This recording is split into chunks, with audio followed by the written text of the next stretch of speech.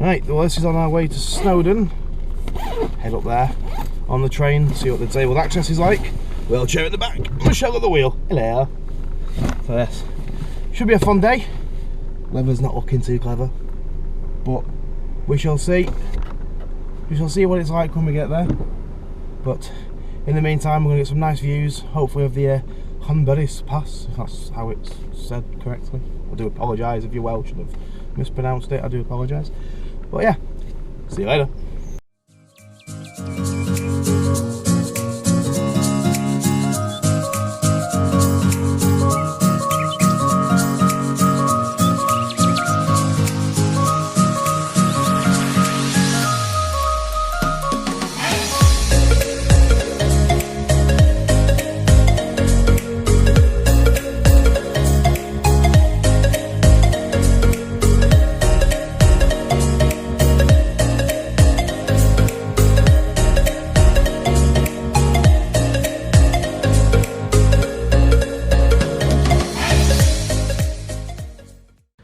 Right, well we've just arrived at the Snowdon mountain. Couldn't get parked.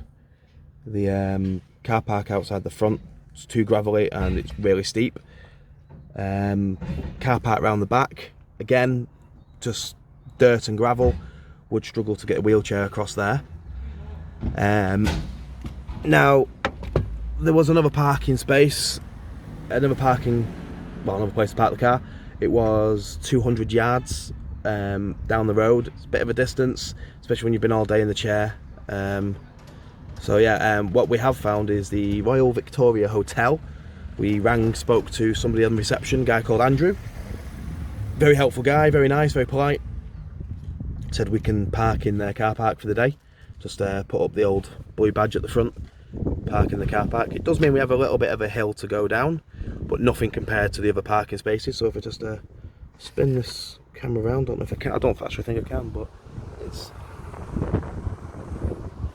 not too bad, not the best, not ideal.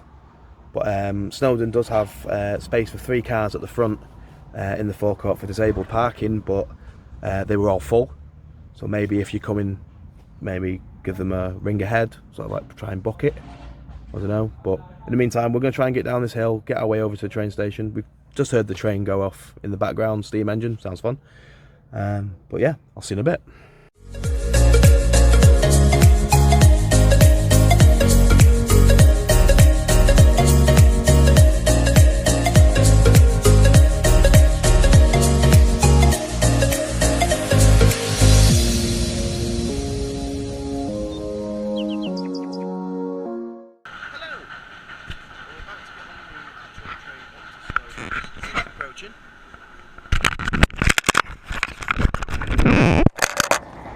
Have the sound able to be used. Yeah, we're just about to get on the train up Snowdon. There's a train arriving here. Somebody's going to help me apparently get on the train through this platform here. So yeah, this will be the first part of actually getting up, going on the 12 o'clock train. Weather's not looking too good, but we'll see what it's like when we get up there. We'll show you some journey. See you in a bit. Yes, please. Right.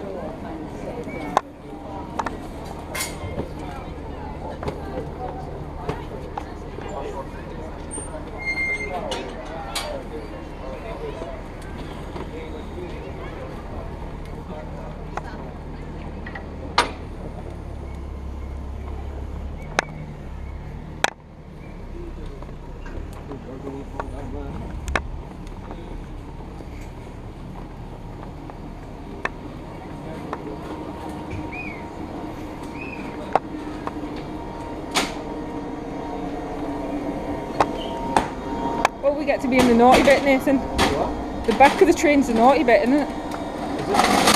Well, the back of the bus is always for naughty kids. There you go, mate. Do you need a push? Should be alright. You're not on it, Nathan? No, it's all about getting lined up.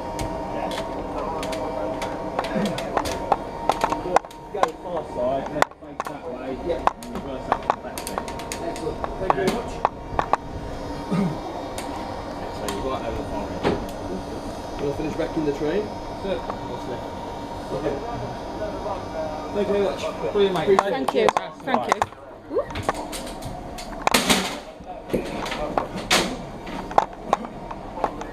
Well, that was informative, very helpful.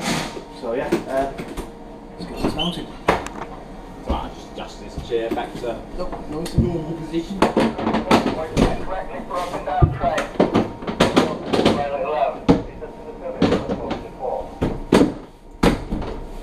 You're all done, mate. Alright. Excellent. Thank Cheers, you. So yeah, other people coming on the train very soon, so yeah, got us on first. Quite spacious, I can move backwards and forwards if I need to, so yeah, it's a little bit of a spinny area. Won't be doing any wheelies in it, but yeah. I'll be putting your brakes on. And the brakes are on.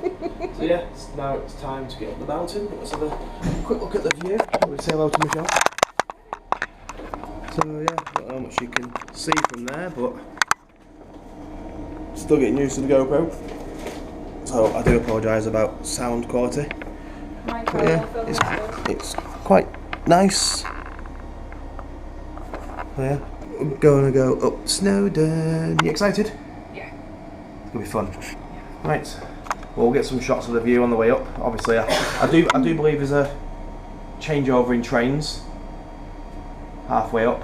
It takes about an hour to get to the summit.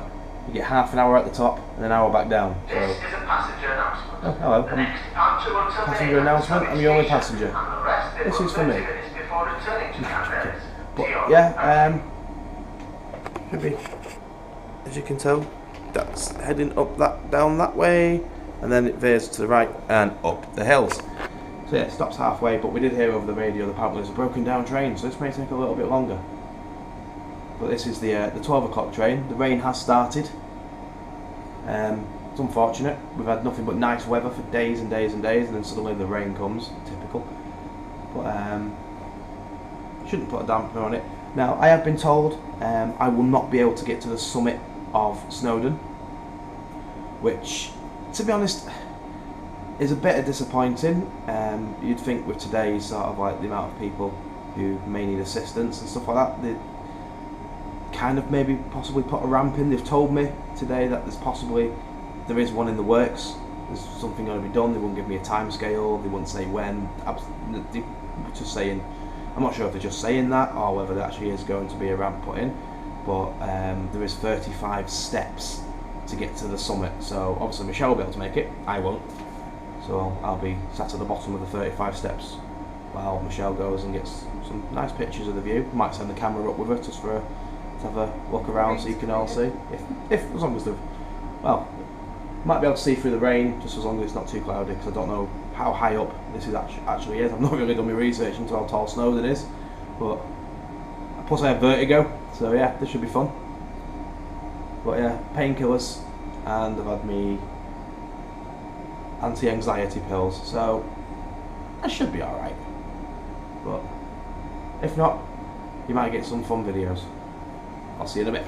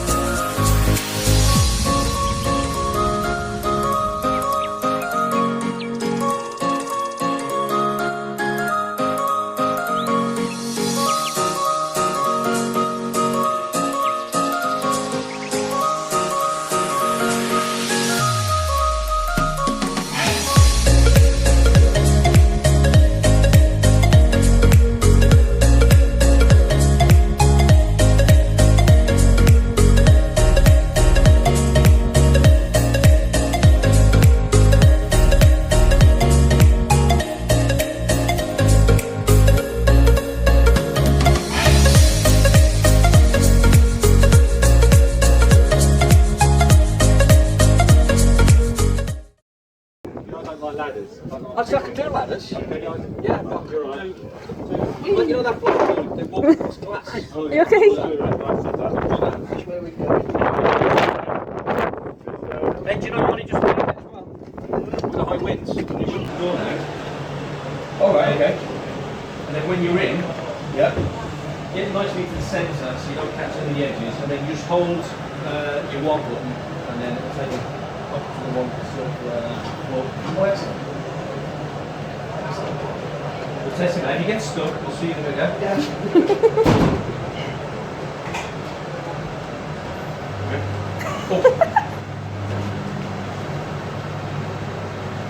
That's quite funny watching him go up there. So I've had customers go in Yeah. and they think they're going down to another floor.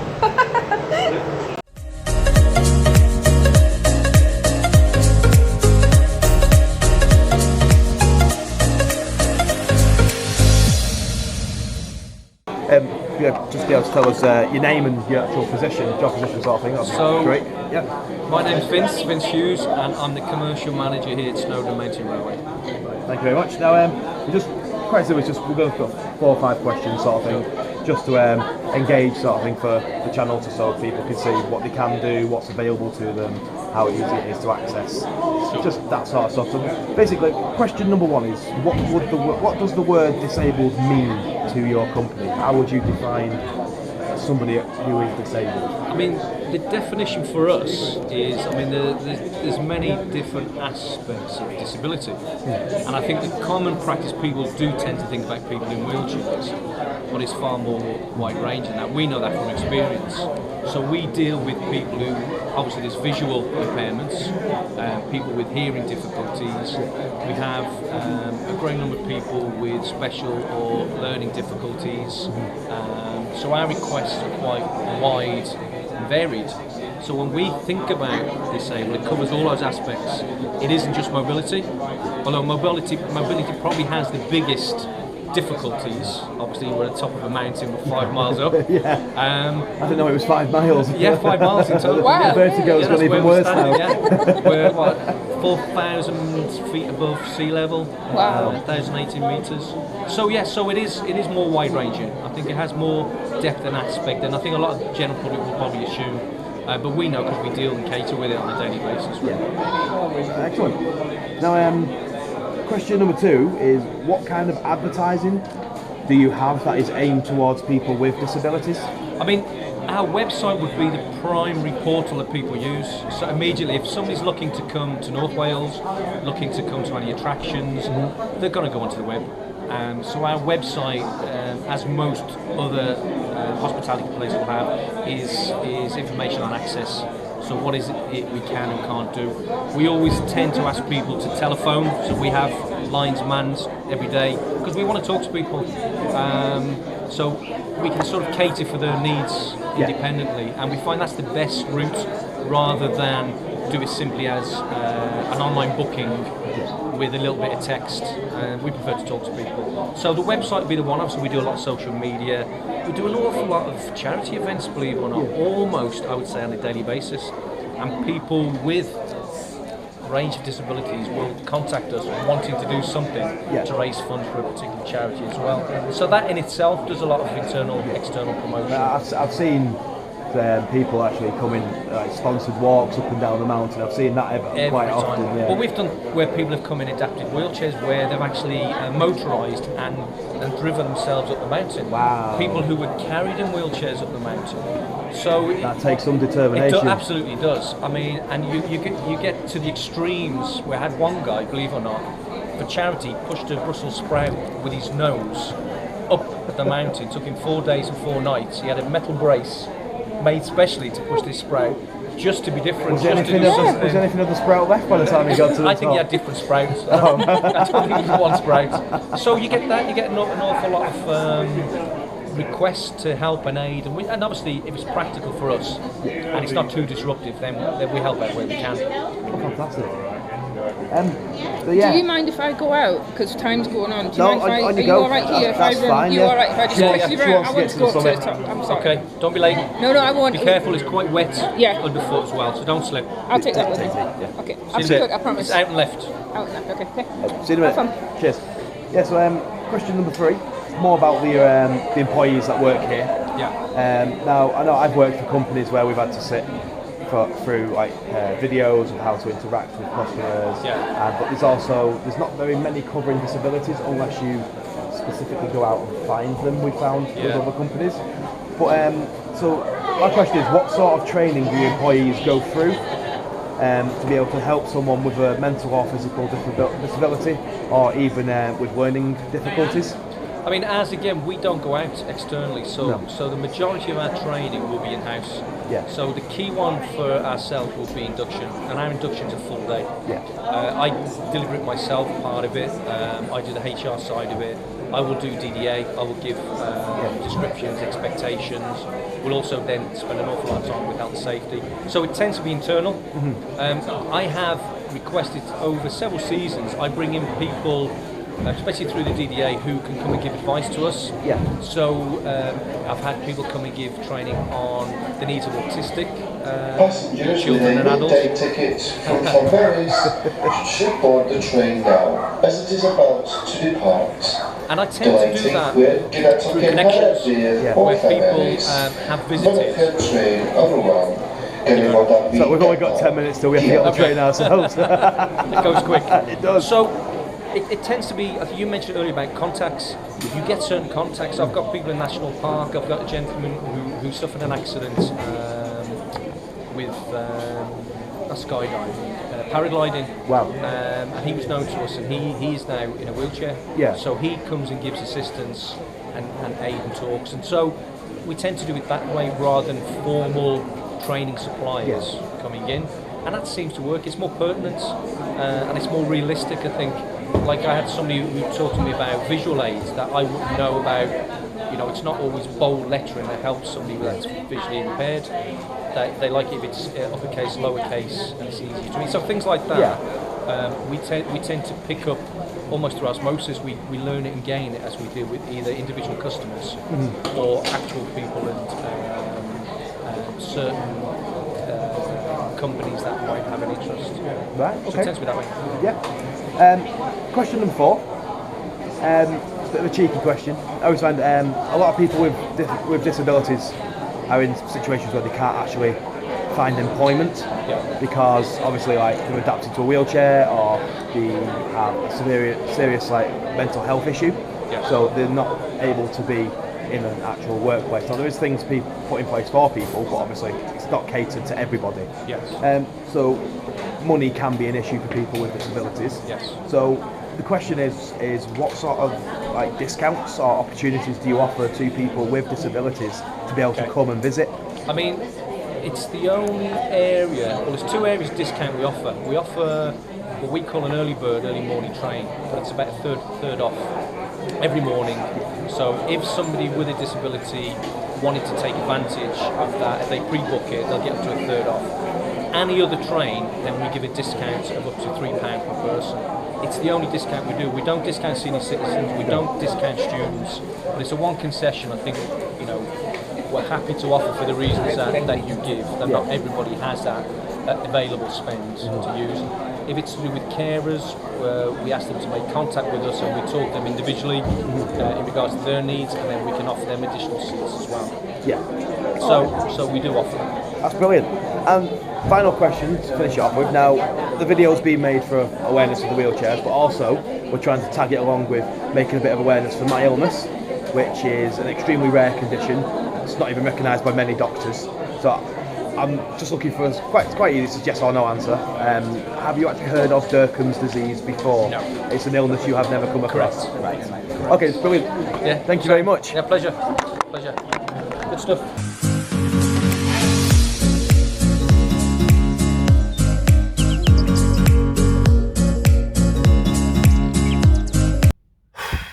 Well, we just landed back on the ground after being 5 miles in the air, apparently. I don't think it was 5 miles, but, you know. I think the journey might have been 5 miles. It took an hour. A long time. We almost didn't make it to the top. The wind was hitting more than 50 miles per hour. And we had to stop for about 10 minutes, wait for the wind to die down. If it had been any higher, they would have turned us around, sent us back down to the bottom, which would have just completely ruined the entire idea of this video. I mean, we've not travelled far, but we've travelled just over an hour to get here, but it would have been a bit of a wasted journey. But apart from that, I thoroughly enjoyed it. The manager, absolutely amazing guy. Vince, great, massive shout out to you, so helpful, amazing. Thank you very much for sorting everything out. Thank you for spending your own time to come and speak to me. It was just great, absolutely amazing time. You came to see us. You came to the top to actually have a little interview. Couldn't have been nicer. Staff behind the counter when we got the tickets, lovely. The guys in the shop, the restaurant, amazing. I was a bit of a big kid. Yeah, I got curly fries. Had to do it. And a stick of rock. I want a stick of rock. Yeah, yeah, every time you have to get a stick of rock. It's the law. Yeah.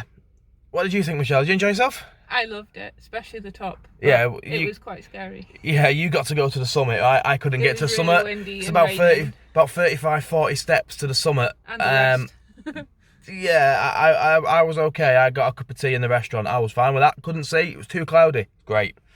The train guard was hilarious. Yeah, if it had been any clearer, I think I would have cried. The train guard, you say? The train guard, he was funny. Unfortunately, didn't get his name, but he was hilarious. He really was. He was a good laugh. But all in all, it was a good day. It's a little bit of a problem with parking to begin with, but we seem to have got it sorted. The hotel at the back here, the Royal Victoria Hotel. Andrew was a really nice guy. We've just phoned up. Do you mind if we stick the car here? We'll stick the blue badge. And they said, yeah, not a problem. So that's been there. Our train was at 12 o'clock. So it was an hour to the top, half an hour at the top, an hour back down. So the time passes quick at the top, but very accessible for wheelchairs. There's a little lift. Just roll in your wheelchair, hold the button, door opens. You go up a small platform, and then you can open the door when you get to the top. Straight in, no problem. Big massive viewing platform. Unfortunately for everybody else, it was cloudy. Luckily for me, it was cloudy. I don't do heights, so it was a case of Valium on the way up the hill, or mountain, so to speak. But yeah, need to take this home, get this edited, and yeah, thanks for watching. It's been a fun day. All this sunshine the day we choose, we get cloud, but you know, it's one of them things. It's Wales, it always rains. So yeah, thanks for watching again, and we'll see you soon. Bye.